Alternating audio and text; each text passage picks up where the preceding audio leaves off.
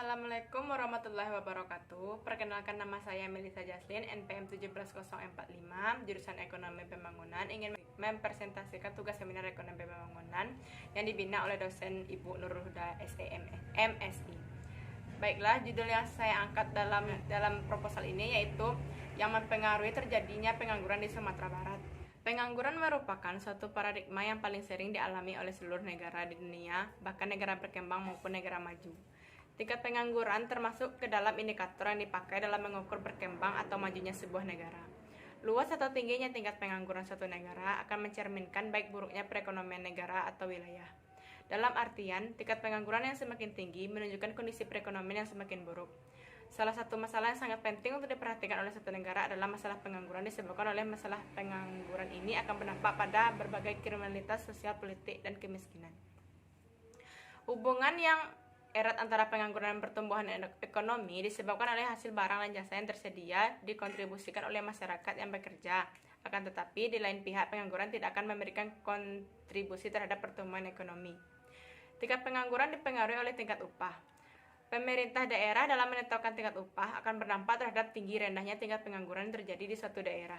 Penurunan jumlah orang yang bekerja di suatu negara diakibatkan oleh pemerintah menetapkan untuk menaikkan besaran upah yang diterima oleh pekerja. Pengaruh tingkat pengangguran terhadap jumlah penduduk yaitu apabila jumlah tenaga kerja dan angkatan kerja meningkat, maka pengangguran pun juga akan meningkat. Angkatan kerja membutuhkan lapangan pekerjaan dan umumnya di negara berkembang laju pertumbuhan penduduk lebih besar daripada laju pertumbuhan lapangan pekerjaan.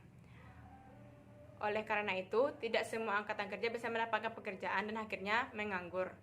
Baiklah, rumusan masalah yang pertama yaitu bagaimana keadaan pengangguran di Sumatera Barat. Yang kedua, bagaimana hubungan antara pengangguran dengan pertumbuhan ekonomi, upah, dan jumlah penduduk. Tujuannya yaitu yang pertama menganalisis keadaan pengangguran di Sumatera Barat. Yang kedua, menganalisis hubungan antara pengangguran dengan pertumbuhan ekonomi, upah, dan jumlah penduduk. Metode yang digunakan dalam penelitian ini yaitu metode regresi linier berganda. Jenis data yaitu kuantitatif atau time series yang diambil dari tahun 2004 sampai 2019 yaitu berjumlah 16 tahun. Hasil pengolahan menggunakan SPSS. Variabel yang digunakan adalah yang pertama variabel dependen atau Y yaitu pengangguran. Yang kedua variabel independen, X1-nya pertumbuhan ekonomi, X2 upah, X3 dan X3 jumlah penduduk.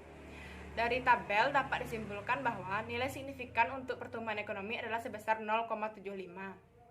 Maka dari itu, hipotesis ditolak, artinya variabel pertumbuhan ekonomi tidak berpengaruh signifikan terhadap pengangguran. Yang kedua, nilai signifikan untuk upah adalah sebesar 0,10. Maka dari itu, hipotesis ditolak, artinya variabel upah tidak berpengaruh signifikan terhadap pengangguran. Yang ketiga, nilai signifikan untuk jumlah penduduk adalah sebesar 0,001. Maka dari itu, hipotesis diterima, artinya variabel jumlah penduduk berpengaruh signifikan terhadap pengangguran. Berdasarkan tabel, diperoleh angka R-square sebesar 0,942. Hal ini menunjukkan bahwa terjadinya hubungan sangat kuat antara jumlah penduduk, pertumbuhan ekonomi, dan upah terhadap pengangguran di Sumatera Barat.